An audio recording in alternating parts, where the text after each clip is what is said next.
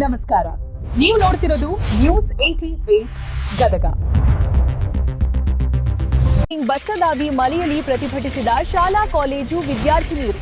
ಹೌದು, ಗದಗ ಜಿಲ್ಲೆಯ ಲಕ್ಷ್ಮೇಶ್ವರ ಪಟ್ಟಣದ ಬಸ್ ನಿಲ್ದಾಣದಲ್ಲಿ ಪ್ರತಿದಿನ ಸಂಜೆ 4:30 ಕುಂದ್ರಳ್ಳಿ ತಾಂಡಾಕ್ಕೆ ಬಿಡಬೇಕಾದ ಬಸ್ ಸಂಜೆ 5:30 ಆದರೂ ಬಿಡದ ಕಾರಣ ಶಾಲಾ ಕಾಲೇಜ ವಿದ್ಯಾರ್ಥಿನಿಯರು ಬಸ್ ನಿಲ್ದಾಣದಲ್ಲಿ ಸುರಿಯುತ್ತಿರುವ ಜಿಟಿ ಮಳೆಯನ್ನು ಲೆಕ್ಕಿಸದೆ ಬಸ್ ತಡೆದು ಪ್ರತಿಭಟಿಸಿದ ಘಟನೆ ನಡೆಯಿತು. ಪ್ರತಿದಿನ 4:30 ಬಿಡುವ ಬಸ್ಸು ಬಿಡುತ್ತಿಲ್ಲ. ಕಳೆದ ಒಂದು ವಾರದಿಂದ ಇದೇ ಪರಿಸ್ಥಿತಿಯಾಗಿದೆ ಎಂದು ಶಾಲಾ ಕಾಲೇಜು ವಿದ್ಯಾರ್ಥಿನಿಯರು ತಮ್ಮ ಪಠ್ಯಪುಸ್ತಕದ ಬ್ಯಾಗ್ ಅನ್ನು ಕಟ್ಟಿಯ ಮೇಲೆ ಇಟ್ಟು ಮಳೆಯಲ್ಲಿಯೇ ಪ್ರತಿಭಟಿಸಿದರು.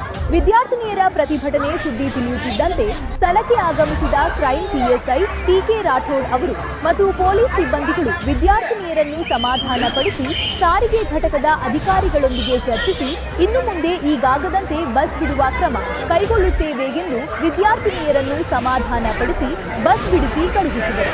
ವರದಿ ಇಮಾಮ್ ಸಾಬ್ ಸೊರಟು.